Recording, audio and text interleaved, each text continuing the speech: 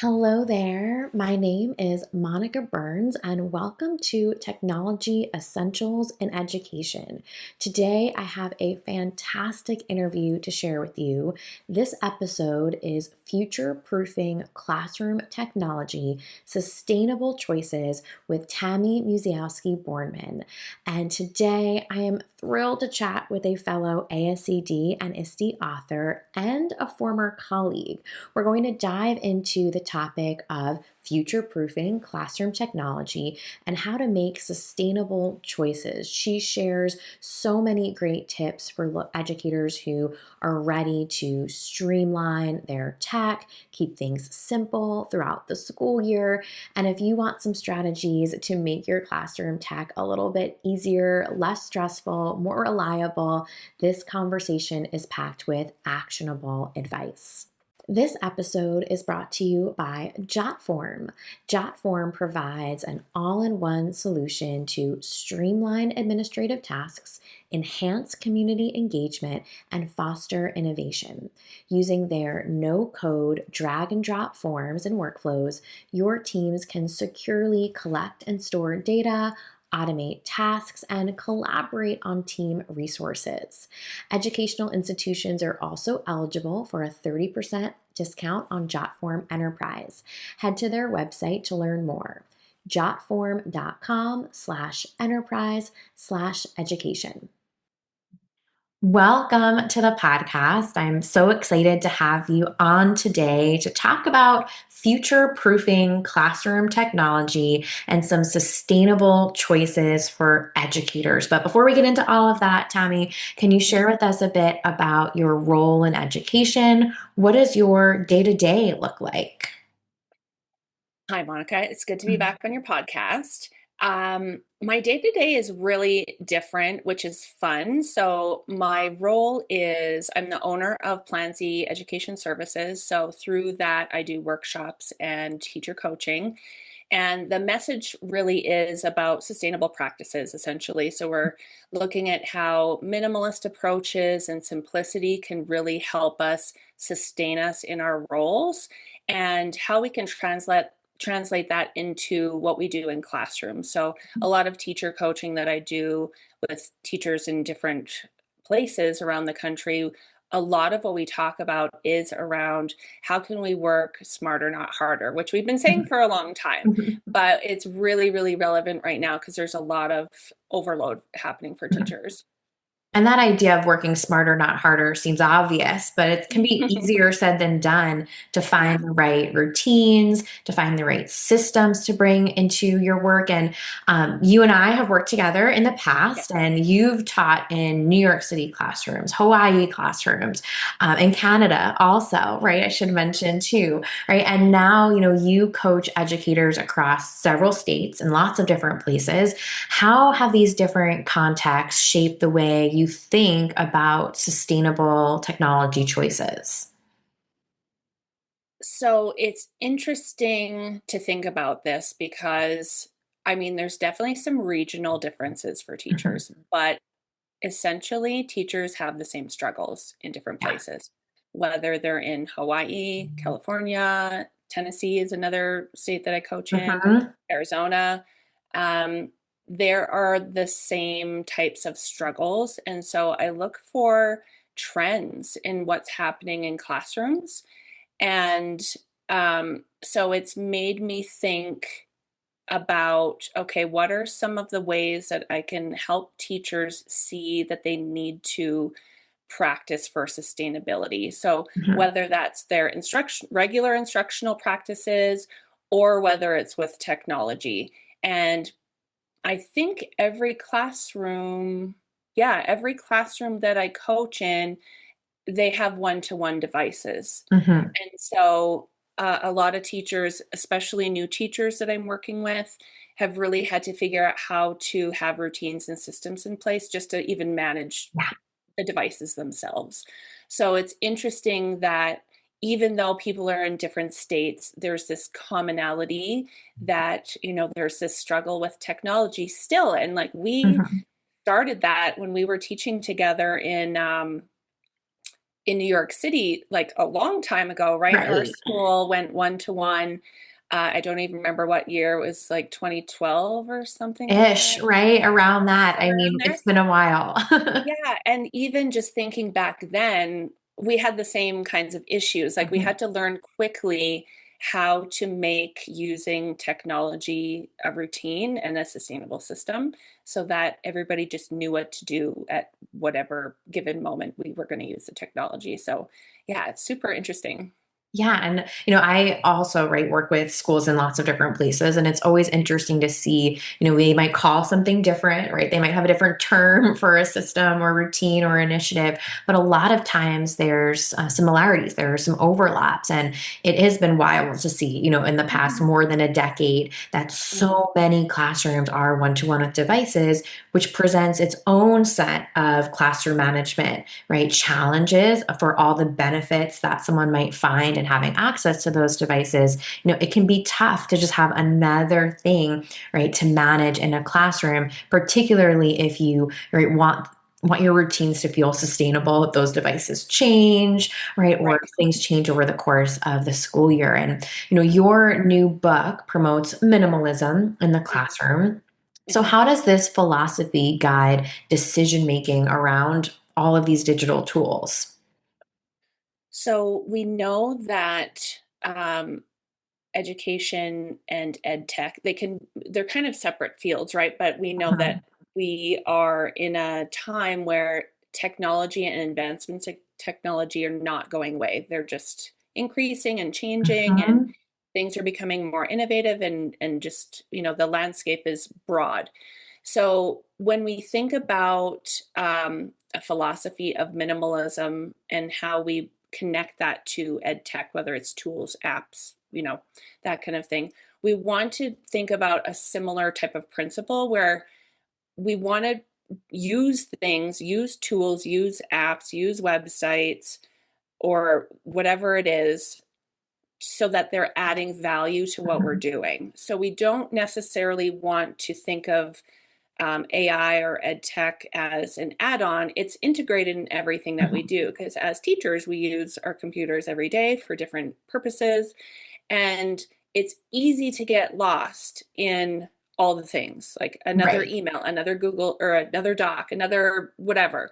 And so we really have to think of what are the tools that are adding the most value. And even if that happens to be something that's mandated by your school, your district, Mhm. right? Because sometimes we feel a little powerless when we don't get to have some position in the decision making. But even in that case, we can find the essentials and learn what the tool is or what the platform is and say, you know what, this is the piece that really lends itself well to my ELA instruction or my Mhm. math instruction. So it doesn't necessarily, sometimes it feels like, oh, I have to do all of these things like right now and all of it. But if you break it down into smaller steps, that kind of like one thing at a time, and do choose out those best value or the things that make the most sense in that moment, and then go from there. Mhm. So you don't have to do everything all at once. And as soon as you get something too, right, as soon as Yeah. sometimes we can get that sense of like, oh my god, we have to do all these things now, Mhm. this extra thing. But really, just when we can kind of step back a little bit and detach and just say, okay, this is the tool, this is how I'm going to use it, and it can make things a little bit easier for us. Yeah, and just that idea of identifying the value add, making sure Mhm. you're super intentional about your choices. I know I talk about that a lot when thinking of formative assessment in technology. Like, what's Yeah, the benefit here? Like, is hearing yeah. student voice going to be helpful, right? Is having a system for reviewing student data, right, useful, right? What is that benefit? And I think, just as you said, right, there's so many things out there that if you can really come to the conversation on what tool do I actually want with that intention, with the problem it's solving, right? The pain point it's addressing. That's so important because, many teachers feel pressure to try every new platform or feature. So many of us have been to conferences with like everything bright and shiny, and you like run over to whatever's the most colorful or exciting or where there's a crowd. But what does minimalism look like when the tech landscape changes so frequently? I mean, it feels like almost daily there's something Yeah. new, right, that comes across our inbox. Yeah. This is it's a hard one, I think, because the shiny object can be so attracting, right? And it's like, "Ooh, this new feature is really going to help me." But and that might be true eventually, but I'm one of those people who I don't want to call myself a laggard necessarily, but I'm cautious of trends. And so jumping on a new trend right away for me personally is not always the best idea. Like I might want to hear about this new tool or platform or Mhm. app that might eventually help me be more efficient with some of my work processes. But I also need to like knowing myself and knowing a lot of educators and consultants, we have to be careful about just jumping on things too quickly Mhm. before we understand what the benefits might be. So, really thinking about, okay, this is the thing I already use right now. This is how it really benefits the work that I do. If I make this shift over to this, will this, like we've said, add Right. value to what I'm doing? Or will it not? Is it just a distraction, something else I'm going to learn and then not end up following through with it? Mhm. Which is a lot of times what happens to me anyway. But I think we all have those conversations like, oh, remember that? I totally forgot about that, right? Thing, Right. right? And even Right. though it was something that, sucked up some of our time, right? Our valuable time over the course of the school week. And, I do a handful of like listicle presentations where it like has a number at the start, like 20 Yeah. ways to do whatever, or 20 project ideas, or something like that, right?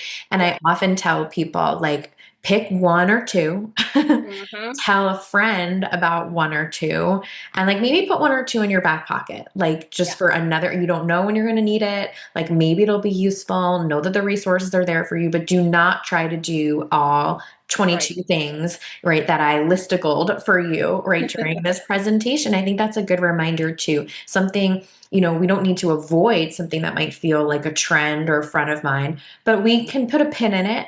We Yeah. can learn about it, but we don't necessarily need to put it into action right away. I think it's hard to have a sustainable practice if it's continuously being interrupted. Right. A quick note from the presenter of today's episode, Jotform. Jotform lets you build a form in minutes. Student survey forms, homework submission forms, online quizzes, and so much more. You can start from scratch, or if you want to get a head start, check out their collection of free form templates designed with teachers, schools, and districts in mind. Learn more about Jotform and how educational institutions can get 30% discount on Jotform Enterprise. Head to their website to learn more. Jotform.com/enterprise/education. Yes. And so, as you coach educators, what criteria do you use to help them evaluate, whether a tool will last beyond a school year? Generally, I'll ask them what they're currently using and if it's meeting their need. Another thing is to look at the life of the tool or platform. Like how long has this been around? How many people have been using it? And is it continuing to meet needs? Because if you don't need to make any swaps, then why? Right. So, yeah. So, really, just you have to do a little bit of an audit or an evaluation of the tools that you're using pretty often. Mhm. And if you're finding that there's a gap in a need that needs to be met, then, like do a little search about, okay, what else is out there that might fill this gap and Yeah. might be more comprehensive. But generally, yeah, you want to look at the life of something and how people have been using it. And reviews help, right? Like if you can Mhm. find something online and you're like, okay, how have people been using this? What are people saying? That's helpful too. Mhm. Yeah, and I think that also is something where it helps me gather ideas. It helps me feel like, okay, this is worth the investment on my time, right? Yeah. As opposed to something that may be completely, right, like out of the blue. And so, from a sustainable practice perspective, it's Mhm. important to have some healthy boundaries when we think Yeah. of, right, how we're using, right, technology. And so, where do healthy boundaries and tech minimalism fit into this conversation on sustainability? I believe we need to look at it from in through different lenses, right? So we have Mhm. kids who are in kindergarten using devices, right? So they're 5. And then we have students who are 18 in high school using their devices in different ways. And then Mhm. we have ourselves who, a lot of us are on us in front of a screen for a lot of hours Yeah. during the day. So when we're thinking about healthy boundaries, for the younger years, we can think about what's developmentally appropriate, right? So for someone who's in kindergarten, we're only going to have them on a device for a short amount of Right. time to play a quick math game, to do some letter practice, something that doesn't tie them into, an hour long session being on their iPad, which, Mhm. is a big chunk of Yeah. their day as a kindergartner. Right. And Mhm. is that healthy? Because we also don't know what kids are doing at home, right? Sure. So Mhm. we want to make sure that what we're teaching is healthy digital citizenship. And that means like making sure we're just not on our devices all the time. Yeah. So that kind of time boundary for learners. So then, of course, we know as kids get older, they're on devices more often. So even in, third grade, sometimes students are on their devices for different reasons throughout the day, but Mhm. they are using their screens a lot to do research, to type up their stories, to watch a video clip for their research. So there's multiple reasons why they're using it, but as teachers too, I also give that caution, right? So how are students interacting with the content that you're either providing or having them find? And are you heavily relying on tech to for them to engage in it? Because we need Mhm. to make sure that yes, moving forward, they need to have the skills for jobs we don't even know that exist Right. yet, right? We don't know what they're going to do or what's going to be out there, but every we're still human. And so we have to make sure we're practicing the human skill part Yeah. of like collaborative research and writing things together. And Mhm. so really just being mindful about when you're in your planning process, what is it going to look like when my students are doing research? I can't really have them for like 3 hours on their Right. devices doing the research and then typing. There's got to be some eye breaks in there, some movement breaks, and some different ways of engaging and thinking.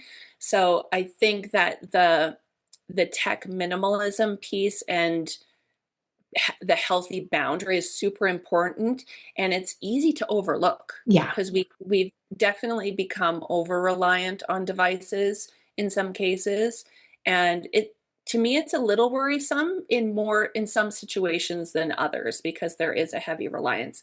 But in middle school, they do everything on their laptops. They have their math Yeah. lessons there. They type their essays, all of the things. And so striking a balance there can be challenging, but it's still essential. Yeah, and I think it's important when we talk about just sustainable practices to include that as part of the conversation because sometimes it's a little bit more on like, will these devices last or is this tool the right fit? But it's also what our interactions are with, these devices and what students' interactions are at the same time. So for a school leader, who's listening to this conversation, who wants to put some of these ideas into practice, how can they model sustainable digital habits for their teams? hmm That's a really important question because the same things can happen to someone in a leadership role, right? So it Mhm. depends what's coming down from the district, let's say, And that's a different level of overwhelm because the school leaders are the first line of message, right? So Mhm. they're getting the information first. And so that can feel very overwhelming, and that requires some thinking and processing by school leaders before they deliver a message to their staff. And so we can go back again to what's going to add the greatest value to what we're already doing. How does this fit into our school's mission and vision? And what are the pieces of this that might be multi-use? Because we know that there's a lot of productivity tools even that you can use for multiple things. Like Mhm. it could be for calendaring, documentation, all kinds of things. And so the school leaders really need to spend some time processing the information that they're given, so that when they're sharing that information to their staff, it's really targeted and clear what's coming to them. And that can be challenging because we know that school leaders can feel siloed and they don't Yeah. have sounding boards all the time. But that's really important to just really think about, like, how does this really look for us? How will this look? What is the value, and where can we make this work the best for us? I love that emphasis on finding things and sharing things, right, as a school leader that are going to really give you the most bang for your buck, right, in Yeah. terms of maybe the money piece or the financial piece, but more in just the capacity that people have to learn something new, to put something into action, and to really have an intentional use case for using, technology in their classroom. So, Tammy, this was so useful, so actionable for listeners. As I mentioned, I know you have a new book. Where can people connect with you? Where can they learn more about your work? I can be found on LinkedIn. And so if you put in the linkedin.com/TammyPlanZ, and then also on Instagram, I'm Plan Z Education. So those are the social places. And then the couple of books that are out. Your school leadership edit is just newly out, and that's coming out through Routledge. And I'm sorry, I'm forgetting the name of my own book. The Mhm. Minimalist Teacher is available through ASCD, but can be found on Amazon or wherever you buy books. And then I also have a podcast with my co-author. You're again, forgetting titles, the Minimalist Educator podcast, and so you can find us on YouTube and Instagram. Fantastic. Well, thank you so much again, Tammy, for your time today and for sharing all these great ideas with listeners. Thank you. It was lots of fun chatting with Tammy today. Let's make this EdTech easy with a few key points from today's episode. Minimalism helps educators focus on tools that truly add value. Don't adopt every new tool. Wait, evaluate, and choose only what solves a real need. Healthy tech boundaries matter for students and teachers at all grade levels.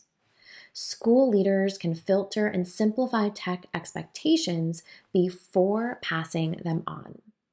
Make sure to check out the show notes for this episode for a full list of resources and all of the ways to connect with Tammy Musiowsky-Bornman. A big thank you to Jotform, the presenter of today's episode. To learn more about Jotform and how educational institutions can get a 30% discount on Jotform Enterprise, head to jotform.com/enterprise/education.